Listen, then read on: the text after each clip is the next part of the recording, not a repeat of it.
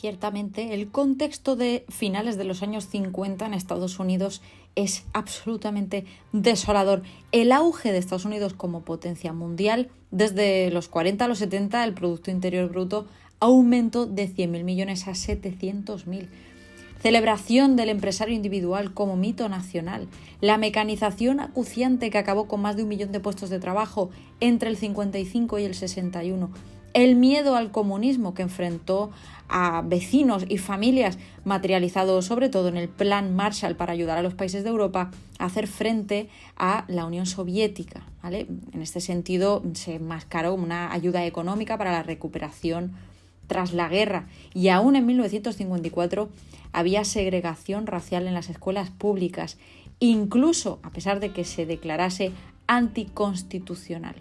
En fin, todo este caldo de cultivo dio lugar a lo que vamos a debatir hoy en este vídeo con el Dr. Underground. Hello peña, ¿qué tal estáis? Espero que no os saque mucho de quicio el reactor, a.k.a. ventilador que tengo aquí detrás. Pues que está haciendo en Sevilla un calor. ¿Cómo llego yo a las ideas de los vídeos normalmente? Por un lado, me lo soléis recomendar, Esto surgió a raíz del vídeo que hice sobre los hipsters. Si no lo habéis visto, os lo dejo en la cajita, que como complemento a este iba a funcionar estupendamente. Por otro lado, me topé con este meme que veis aquí. Este es el momento en el que me pongo a buscar por todas partes el meme y no lo encuentro, pero básicamente era una comparación entre gente que ama la moda, gente que crea moda. Entonces, la gente que ama la moda tenía aspecto de beatnik y gente que crea moda, pues había una foto del de Trainspotting. Pero es que no tiene gracia porque es que no lo he encontrado, es que joder. Y me fijé en el outfit de estos muñequitos, esa especie de beret, boina negra, con el jerseycillo cuello vuelto, las gafas oscuras. Pensé también en los padres de Ned Flanders. ¿Recordáis aquel episodio en el que se hace una retrospectiva de la vida de Ned, de por qué tiene él esa forma de ser? Bueno, pues sus padres pertenecen a la generación Beat. Eran beatniks. ¿Qué es esto, Clau? ¿Qué nos estás contando hoy? ¿Qué nos traes? La introducción de este vídeo ha funcionado como una contextualización histórica, socioeconómica y política en la que se desarrolló esta generación de jóvenes descontentos con su sociedad. No eran exactamente una tribu urbana, era más una línea de pensamiento, una filosofía, quizá un movimiento literario que ve su máxima expresión en la poesía. Y a finales de los años 50 los sociólogos ya apuntaban este descontento por una sociedad de masas, rechazando las instituciones por la contradicción de ese poderío económico y esa decepción con el gobierno y cómo se estaban llevando las cosas a nivel político, que hicieron que esa generación acabara muy hasta los cataplines de todo en general. Seymour Crim, uno de los escritores máximos exponentes de la generación Beat, dijo que el Beat es sensible a las cosas del mundo exterior, pero intolerante con las banalidades. Ser Beat significa haberse sumergido en el abismo de la personalidad, ver las cosas desde la profundidad, ser al fin y al cabo existencialistas.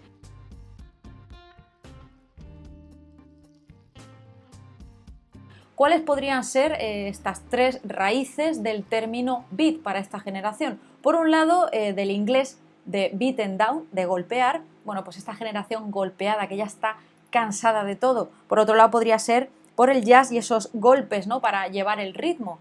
El jazz es uno de esos géneros en los que la generación beat ve un escape. ¿Por qué?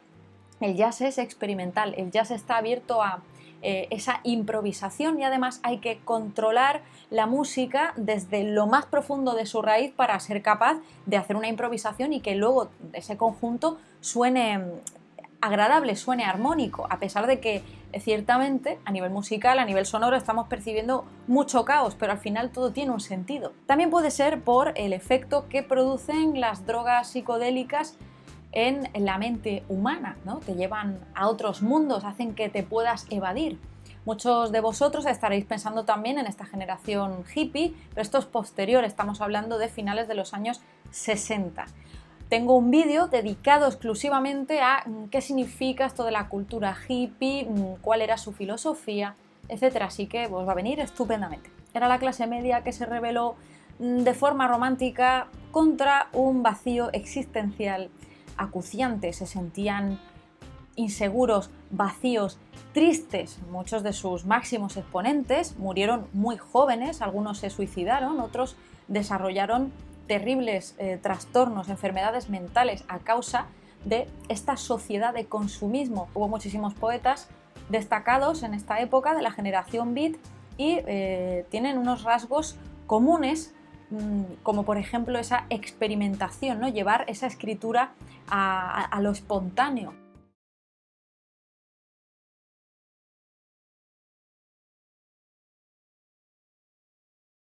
En cuanto a lo político, buscaban igualdad, autenticidad, menos burocracia, ¿no? En un país que tenía, bueno, pues esa resaca del anticomunismo, de la Guerra Fría. Si es que el anticomunismo al final se acabó concibiendo como una ideología en sí misma y la gente ya estaba agotada de todas estas historias, la gente se sentía insegura en su propia casa, no sabía realmente a dónde tirar. La gente se había regido hasta ese momento por lo que te decían en la tele, lo que te decían en la radio, lo que los políticos decían, pero tras la Segunda Guerra Mundial todo esto empieza a cambiar, queridos y queridas. Tampoco os perdáis el vídeo que hemos hecho sobre los Teddy Boys en Reino Unido. Buscaban diferenciarse, pero no ser especiales, no querían destacar. Más tarde hablaremos de esos rasgos estéticos que caracterizan a los beatniks. Realmente querían pasar desapercibidos, o sea, su máxima en ese momento podría ser incluso el non-core, o sea, querían huir de, bueno, pues toda esta era de consumo exacerbado, querían pasar desapercibidos, querían cultivar más lo de dentro que lo de fuera, ponían en duda el modus vivendi de sus padres, ese conformismo, ¿no? Ese vivir detrás de una reja imaginaria en estos vastos barrios residenciales, viviendo una vida casi de NPC, ¿no? Sin cultivar el espíritu. Tenían incluso un slang propio, rechazaban ese bienestar material y muchos diréis, joder, qué paradójico, la mayor parte de esta gente pues eran de clase media, o sea, era gente que no estaba pasando por penurias, exactamente, pero pensad también que para desarrollar todos estos pensamientos que se salgan un poco del tiesto, un cierto nivel socioeconómico que te haya podido permitir acceder a una educación y de esta manera desarrollar tu propio pensamiento crítico, ¿vale? Esto es una realidad dura, pero es así. Su rebeldía se centraba sobre todo en ser honesto y auténtico con uno mismo, pero no se envolvían demasiado en colectivos voluntarios, de actividades, movidas sociales. He de deciros que en los años 60 hubo un candidato a la presidencia con el American Beat Party. Me ha gustado mucho cómo está redactado un monográfico acerca de los beatniks de Manuel Brito de la Universidad de La Laguna, que he utilizado como fuente para este vídeo. Recordad que todos mis vídeos, toda la información que he extraído, que me ha servido para desarrollar el guión, lo tendréis siempre en la cajita de información. Y hay un párrafo en concreto que os lo voy a leer literalmente, y es que el beat está en el camino de determinar y crear su propia condición humana, que se va a basar en la búsqueda de una esperanza, más allá de los límites que imponían las convenciones sociales ya agotadas.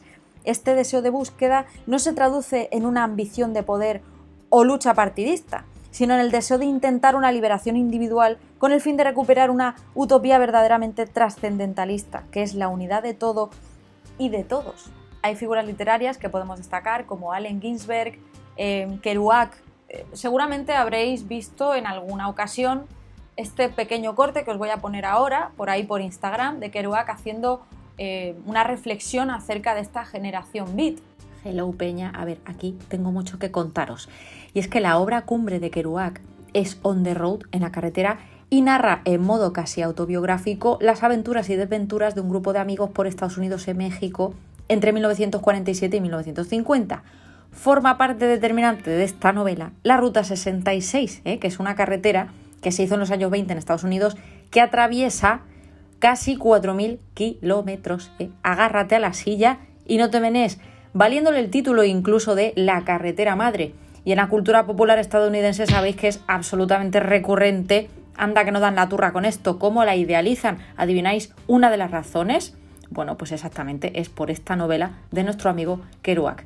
Pero no solo eso, hay un tema raro de cojones que se titula Vince de Nirvana, amigos y amigas, que al parecer está inspirado en una novela de este señor, que se titula Los vagabundos de Dharma, en la que Kerouac expone el renacer espiritual que le supuso conocer el budismo, y su primera ley, la vida es sufrimiento, que coincide con los años en los que se sentía frustrado por no encontrar editor para sus obras. Esta espiritualidad comprendamos, era una nueva forma de relación entre las personas, ¿no? Frente a esa nueva era virtual y cibernética acuciante. ¿Cómo os quedáis? En fin, ahí lo dejo. Muchos estaréis pensando, oye, Clau, recuerdo que un día nos hablaste de Guy Debord, del situacionismo, de su obra sobre la revolución cultural. Estamos hablando de 1958, una coincidencia cronológica que por supuesto tiene aquí muchísimo que ver en cuanto a esa generación contracultural, gestando una especie de poder paralelo. Esa sociedad posmoderna, de la que hemos hablado muchas veces aquí, posterior a la Segunda Guerra Mundial, adapta la producción a una sociedad más diversa, pero es que esta era postindustrial revela el traspaso de la fuerza del trabajo al sector servicios y la llegada del capital a sectores inmateriales como el ocio, el arte, llegando incluso a capitalizar los ratos libres de la gente, llegando a capitalizar las vacaciones, llegando a darle nombre incluso al núcleo urbano, nombres bonitos, nombres atractivos para que no sientas que tu vida es una mierda, hablando mal y pronto. Todo se mercantiliza, acabando por vender incluso estilos de vida, ¿no? Asociados a productos. Todo esto podemos entender que produce una desazón absoluta y profunda en esa generación, pero no solo en esa, sino en la generación actual. Muchos de vosotros podréis decirme, oye, Clau, es que yo actualmente me siento así. Yo misma me siento así, me siento muy identificada con esta percepción de la sociedad. Y ahora hablemos de su estética, en qué consistía, cuáles eran los rasgos que les definían. Además, es algo muy recurrente en muchos productos de la cultura popular estadounidense. Lo podemos ver en Los Simpson, como hemos dicho, pues es esta vestimenta negra, también algunos top de rayas, las beret, gafas oscuras, pantalones rectos, así todo como muy sobrio. O sea, cuanto más normal y desapercibido pases, mejor. Lo que pasa es que, claro, en cuanto que todos parecían que iban uniformados, pues acabaron creando como una estética común. Además tenían también sus lugares de quedada, como podían ser bares para hacer tertulias, ¿no? Tenían sus sitios de encuentro.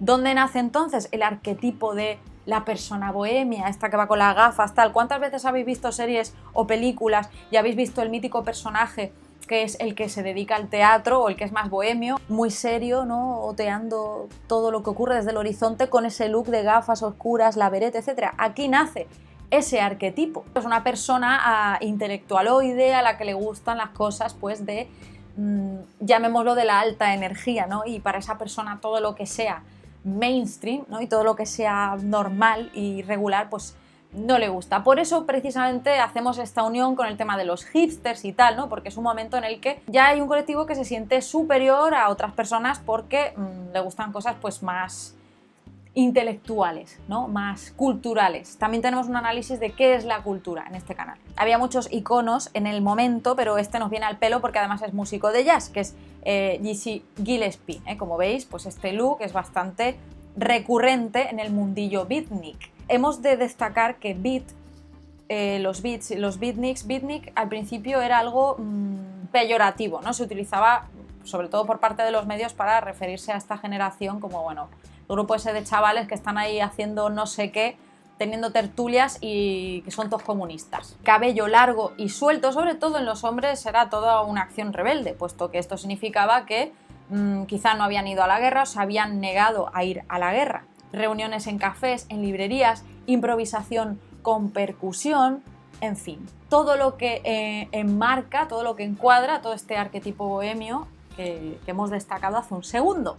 Y saber anteponerte al poder político, económico, religioso, pensemos en el poder que tienen los grandes lobbies religiosos en Estados Unidos. Para mí esto es para poner medallita. ¿Qué opináis vosotros? ¿Qué os parece esto de los beatniks? ¿Se os ocurren más movimientos juveniles, más tribus urbanas que queráis que analice aquí en el canal? Decídmelo en comentarios y podéis apoyar este contenido aún más, que está la cosa muy mala, chicos y chicas.